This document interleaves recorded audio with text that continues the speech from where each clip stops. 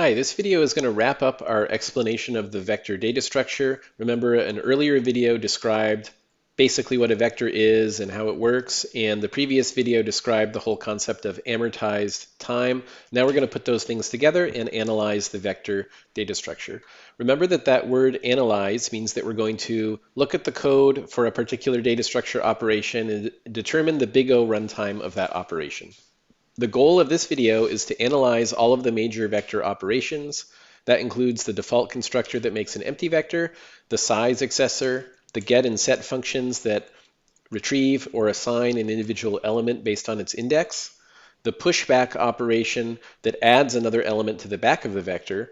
Remember, that's the motivating reason why we have the vector instead of just the array, because we can add one element at a time to a vector. We cannot do that to an array. And the pop back operation is also important in the vector. We're not going to cover it in detail here. It's very similar to pushback, and so it would be kind of tedious to go through the same kind of thing twice. So for time, we're going to skip over that. So here are the data members in our vector. So here I'm going to present kind of some very simple example code that could implement the basic parts of a vector. And the data members I have are size and capacity. Those are size t. Size t is the integer data type for the size of things in C++. So remember, size denotes the number of elements actually in the vector, and the capacity is the length of the array that we have right now. We have an invariant that size has to be less than or equal to capacity, so that there's always enough room for the elements we're storing. There might be some excess unused space, that's okay. Finally, there's the elements array itself. This is a unique pointer to a t bracket, so that's an array of t elements. T is the template parameter for the type of one element, and we're using a unique pointer so that we don't have to deal with memory management ourselves. So all of the operations will orbit around these data members. That's true for most data structures, that every single operation needs to deal with all the data members, or when you're writing the operation, you at least should think of all the data members. So now we're going to go through these operations one by one. The default constructor initializes the vector to be empty, so it sets the size to 0. We're starting our capacity at 1, and elements is a unique pointer to an array of t's of length 1. This makeUnique function here can take an argument when the base type of the unique pointer is an array, and that's the length of the array. So this allocates a length 1 array of t's. Let's review how to analyze something like this. This is a sequence of steps. There's a step of initializing size, and then capacity, and then elements that execute one after another. So the worst case runtime of this whole process is the bottleneck step. The bottleneck step is the slowest among all of them, or the maximum amount of time. Initializing size counts as constant time. We're just setting an int to the number 0. Same thing for capacity, takes constant size. We're setting it to 1. And allocating a length 1 array takes constant time. So each of those operations separately takes constant time. The bottleneck, or the maximum of big O of 1, big O of 1, and big O of 1 is still big O of 1. It's a three-way tie. They're all big O of 1. So this whole thing takes big O of 1. And we can say that the constructor takes constant worst case time. Okay, it's going to be a similar story for the next few operations, so we're going to go a little faster. The get operation takes an index I, and we have a error check. If I is an invalid index, we throw an exception. If not, the code keeps running, and we return elements at index I. So this is, again, a sequence of constant time steps, and it's going to be big O of 1 worst case time. Set is also a similar analysis. We're given an index and a t value, and we do the error check for a bad index, throw an exception if necessary. Otherwise, elements I is equal to x. And this is, again, constant worst case time. Things get a little different when we get to the pushback operation. So pushback is given tx, so we're given one element that needs to go at the back of the vector. And we say if the size is currently equal to the capacity, there's no more space for more elements, and we do a resize. Next, we're assuming that size is less than capacity. I document that assumption with an assert statement.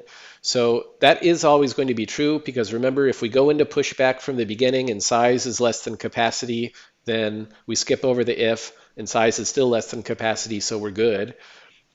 The other possibility is that when pushback starts, size is equal to capacity, and then the resize operation always increases capacity. So if size and capacity are the same, and then we increase capacity, then definitely size is less than capacity at this moment. Finally, we just do elements at index size equals x.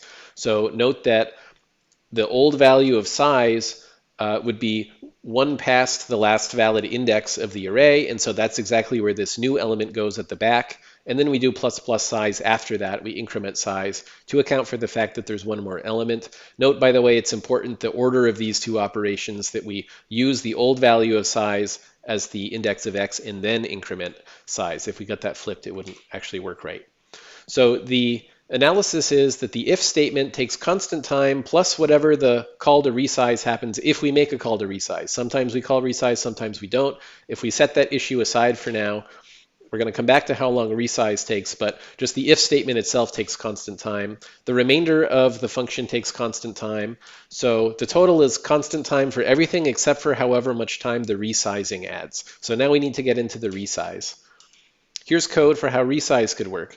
The goal of resize is to double the capacity, make a new array, and copy everything over and manage memory properly. So I do capacity times equals 2.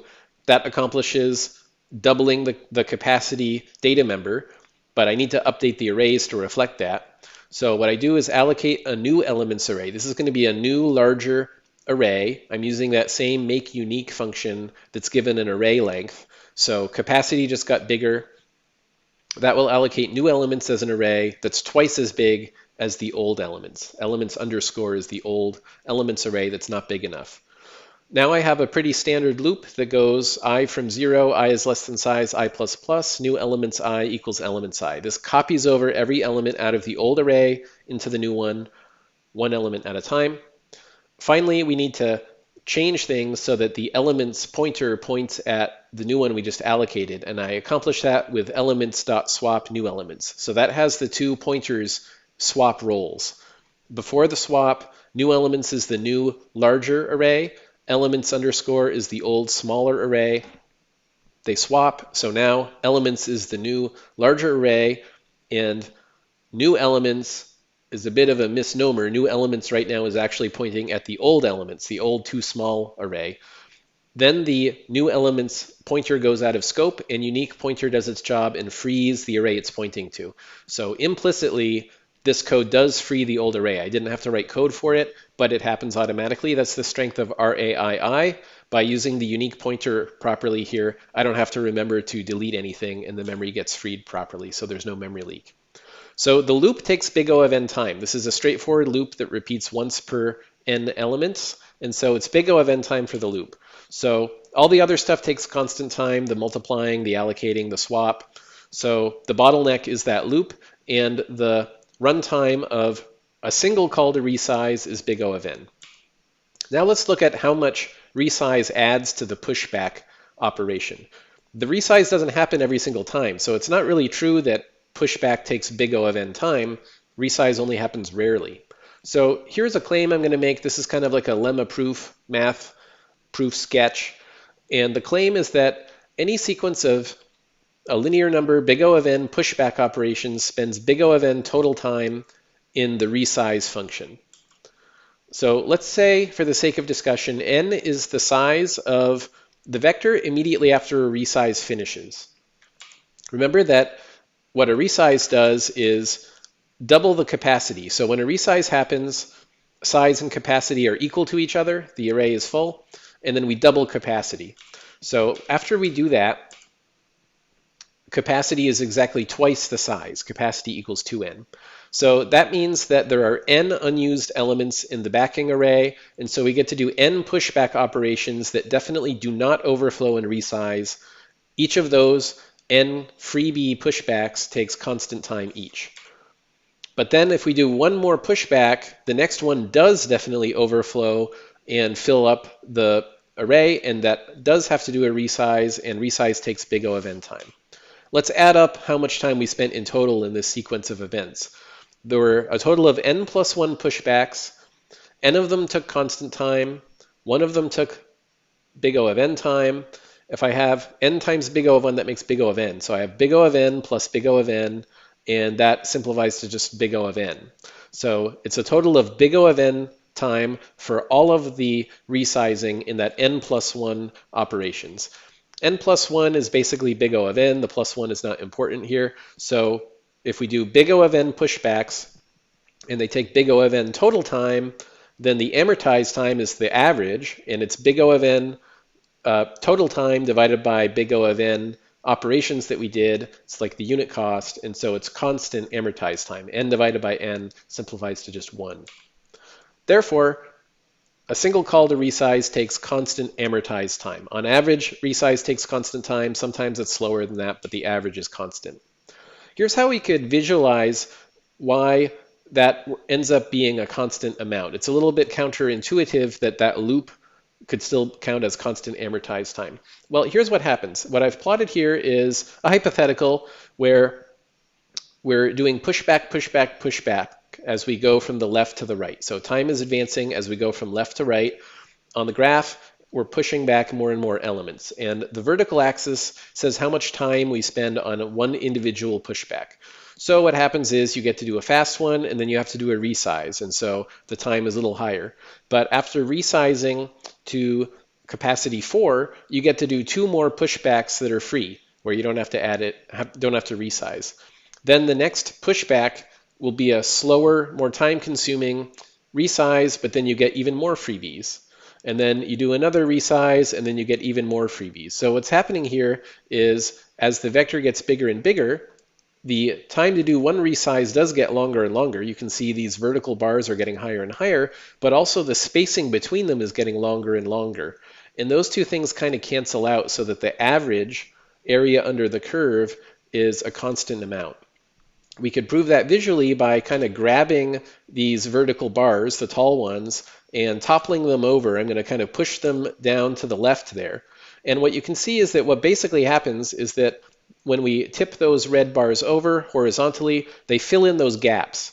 And what we're left with is a plot of a constant runtime. It's a horizontal line, a slope of 1. So that means that as the number of add operations increases, the average time spent on one of the pushbacks doesn't really change. It's basically the same, even for very large numbers of operations and very large vectors.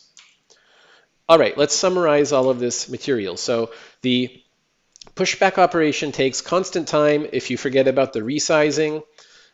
The resizing takes constant amortized time to do. And so the total time for a pushback is constant worst case time for the non-resizing work plus constant amortized time for the resizing work. And altogether, we call that constant amortized time. So here is the summary of all of those operations together. The default constructor takes constant time, size, get, and set. Also, all take constant worst case time. So those operations are very fast, worst case time. Pushback takes constant amortized time. So it's also very fast, constant time, although it's amortized because we have to be clear that there's that occasional resize. So on average, pushback is constant time. Occasionally, it's slower than that. And popback is actually the same as pushback. We didn't analyze it here, but it's the same kind of argument.